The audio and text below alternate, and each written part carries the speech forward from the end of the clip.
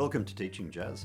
I'm Saul Richardson, and today we're exploring the important and often beautiful sounds of the major chord family. If you've been following my series on comping, you know we've covered the major and dominant families. Now, let's get started. Major chords form one of the big three chord families you need to master to play jazz. If you haven't seen my minor and dominant family videos yet, see them after this video if you need to. Today, I'll show you some practical and genuinely useful ways of comping with major family chords. Let's start with a couple of must-know basic chord shapes to get us started. If you already know these, then skip ahead to the voice leading section at this timestamp. You'll need this basic major 7 shape with its root note on the 5th string. You can play it with pick, fingers, or thumb.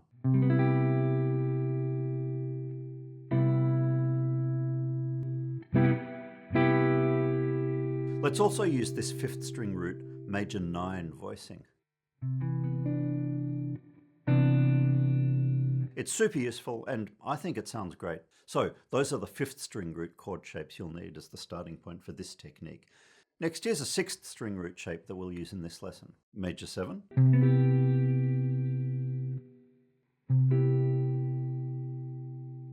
Remember that voicing means more or less the same thing as shape. On guitar, we use various shapes to play different chord voicings. On piano, you probably use different fingerings to play various chord voicings. As well as the chord shapes, you'll also need these 2 major scale fingerings for this lesson. Obviously, you can also experiment with different fingerings and shapes. But in this video, I'll just be focusing on these ones as examples. The major scale from the 5th string, focusing especially on strings 1, 2, and 3, like this.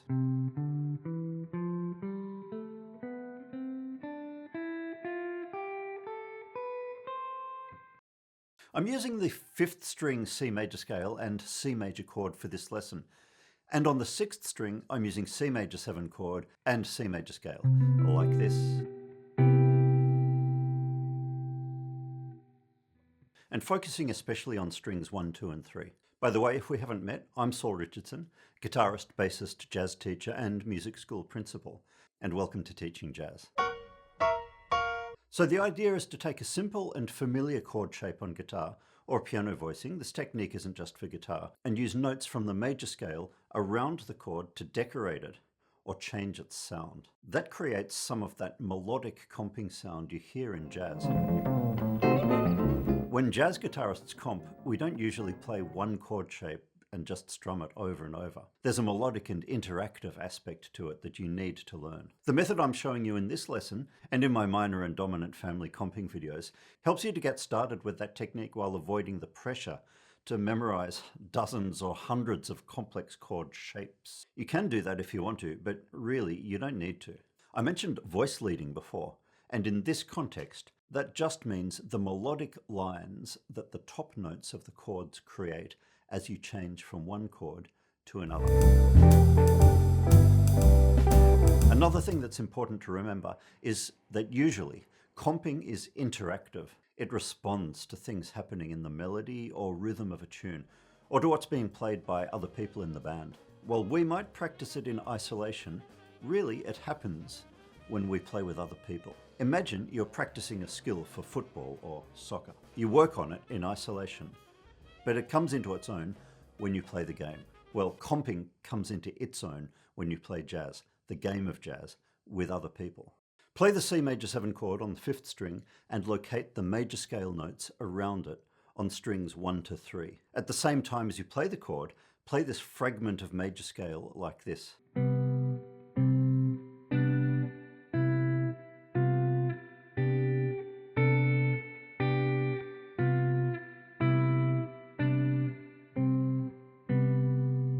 Now, for practice, play up and down that scale using this rhythm. Try it like this.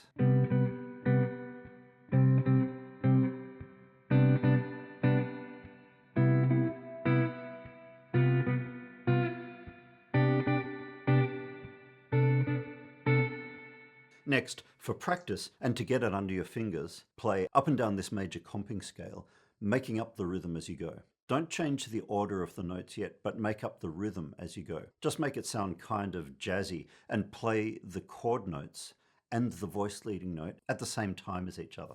Don't separate them. Here's an example.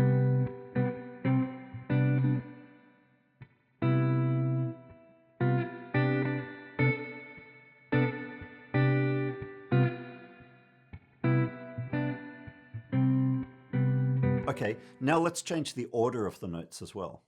Do the same thing as you just did, but this time change the order of notes as well as the rhythm. If it's too hard to think about the rhythm, you can try it for a bit using the preset rhythm pattern from before. Then vary the rhythm and the top note of each chord at the same time. Here's an example.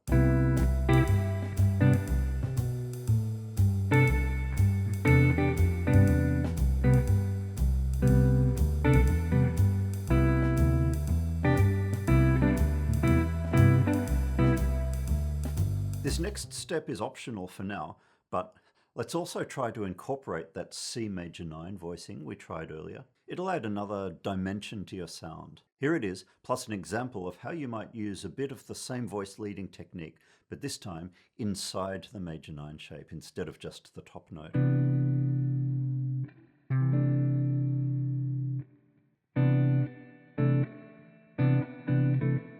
Also optional is this extra high voicing of C major 7, or whatever major chord you're comping with. In my examples, I'm using C major 7. It's pretty simple, and it just combines a bunch of notes from the scale, and it'll extend your range in a nice way. Okay, having gone over the basic voice leading technique, let's add that crucial interactive element. You'll play as though you're accompanying a soloist. There are two techniques you can use here. First is a simple question and answer structure. The soloist plays a 2-bar or measure phrase. Then you play a short response with the chord. Here's an example.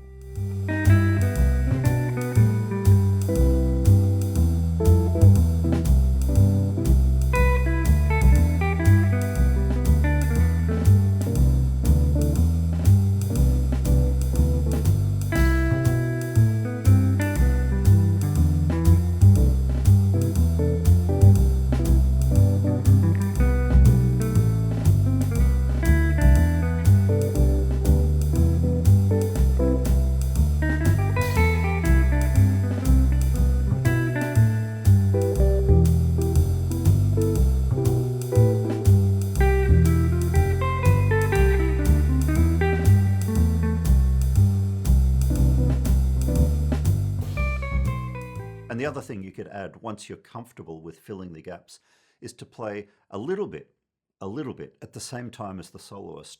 Things that feel like they go with what they're playing. And for example,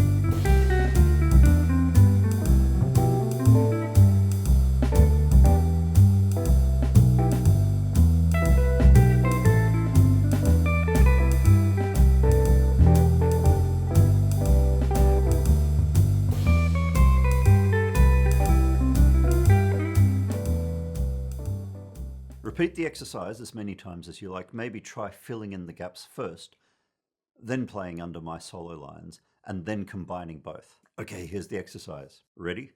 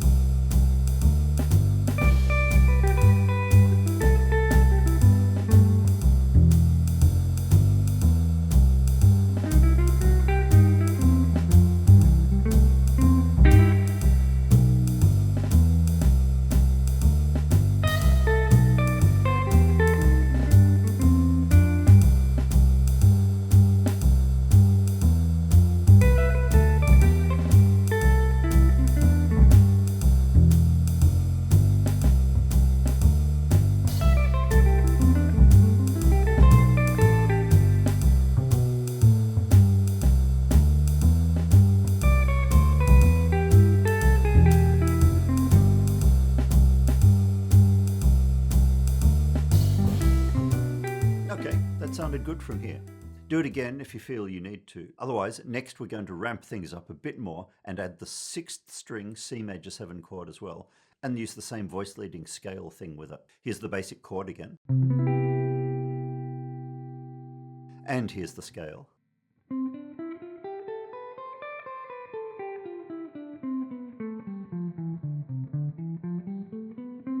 Play the chord and locate the scale around it, focusing on the first 3 strings.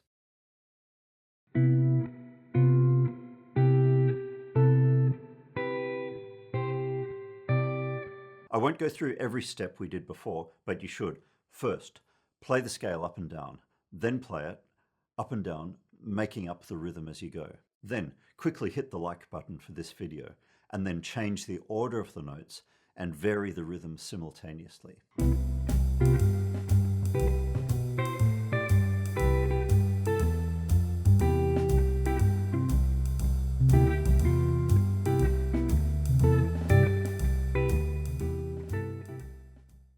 Alright, now that you've got both the 5th string and the 6th string positions covered, let's combine them into one super voice leading scale, comping using a combination of everything from the lesson. Try just over the backing track to get a sense of the sound. To mix things up a bit this time, the backing track will be in a Latin feel. You still do pretty much the same thing as before, but don't swing. Hang on.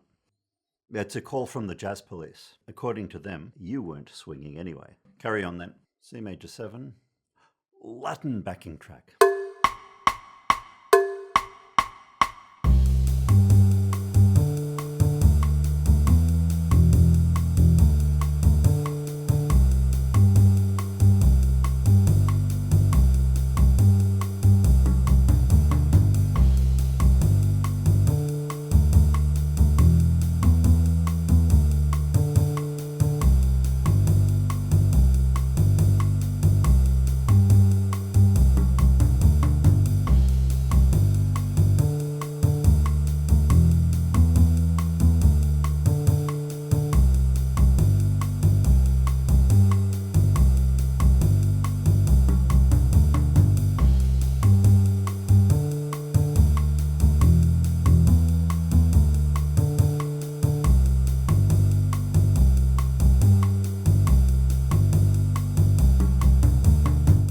Okay, all done. Good.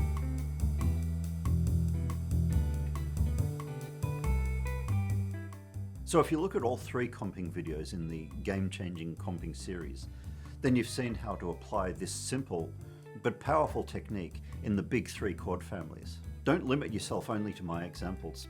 Take the idea and experiment. Experiment with a variety of chords in other progressions. I hope game-changing isn't clickbait.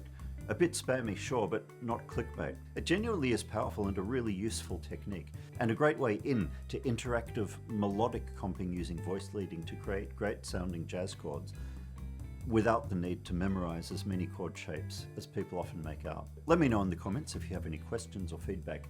If you found this lesson helpful, consider gently but purposefully tapping the like button. Subscribe if you haven't already. Here's a rundown of this technique using the dominant family chords, or check out this video that might be just what you need next.